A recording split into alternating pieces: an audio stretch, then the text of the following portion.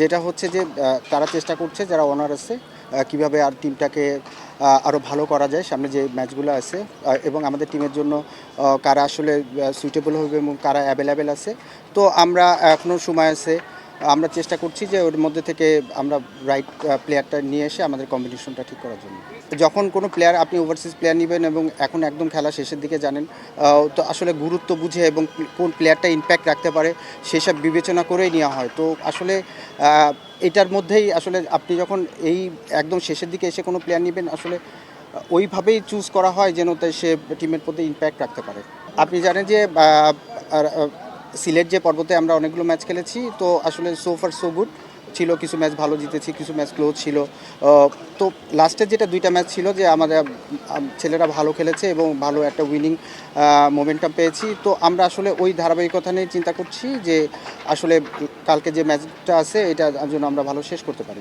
একটা ছেলে যে প্রতি বছরই আসলে পারফর্ম করবে একইভাবে, এটা আসলে ডিফিকাল্ট। কোনো সময় ওর থেকে ভালো করতে পারে, কোনো সময় ওই রকম নাও করতে পারে। তো একটা সময়ের মধ্যে যে যাচ্ছে মিরাজ, তো তার সাথে কথা হচ্ছে যে কোথায় খেললে সে কোন পজিশনে খেললে ভালো করবে বা বলিং কোথায় করলে ভালো হবে, এগুলো নিয়ে কথা চলছে। এবং আপনি জানেন যে মিরাজের পরে ওই ট্রাস্টটা আমাদের অবশ্যই আছে।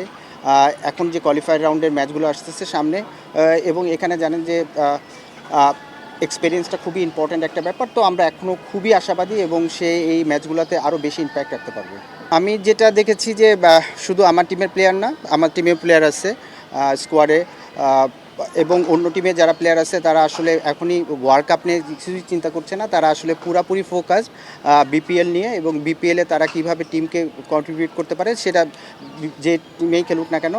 এবং তারা আসলে ওই বিপিএলটাকে নিয়ে আসলে মনে হচ্ছে যে বেশি তারা ফোকাস আছে এবং এই ব্যাপারেই তারা প্রিপারেশন নিচ্ছে এবং সেভাবেই খেলছে।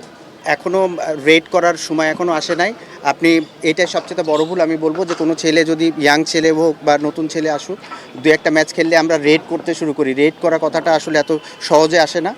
এটা আরও 2-4 সিজন খেলবে, পারফর্মের ধারাবাহিকতা থাকবে, তারপরে মনে হবে যে না কিছু ফ্যান্স মুভমেন্টে সে জিতাচ্ছে, এইগুলা হিসাব করে তখন আপনি রেট করবেন। এখন আসলে রেট করার কিছু না, কিন্তু হ্যাঁ সেই ছেলের মধ্যে কোয়ালিটি আছে, তাকে যদি আমরা প্রপার নার্সিং করতে পারি তাহলে মনে হচ্ছে যে সে ভবিষ্যতে ভালো খেলবে। আমার কাজটাই তো আসলে ওই ছেলেরা যখন প্র্যাকটিস করবে তখন তো টেকনিক্যালি হোক মেন্টালি হোক এইসব জিনিসগুলো দেখা। তো এটাই স্বাভাবিক যে ও প্র্যাকটিস করছে, কোনো কিছু যদি কারেকশন দরকার হয় আমিই যাব কথা বলবো।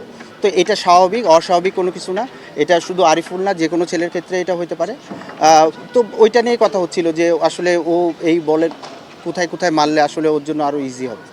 সেটা এখনও পর্যন্ত দেখেন যে ভালো খেলা হচ্ছে, ক্লোজ ম্যাচ হচ্ছে। আমার কাছে মনে হয় যে এবার বিপিএলে পয়েন্ট টেবিল দেখলে বোঝা যাচ্ছে যে খুব ভালো হচ্ছে এবং অনেক আপস অ্যান্ড ডাউনস আছে যে। এবং আসলে টিম যখন প্রথম তৈরি হয়েছিল বিভিন্ন টিম বিভিন্ন আসলে স্ট্রেংথের জায়গা ছিল, কিন্তু আসলে দেখা যাচ্ছে যে চিন্তাভাবনা অনেক কিছু আসলে চেঞ্জ হয়ে গেছে। তো ডেফিনেটলি এটা ভালো হচ্ছে।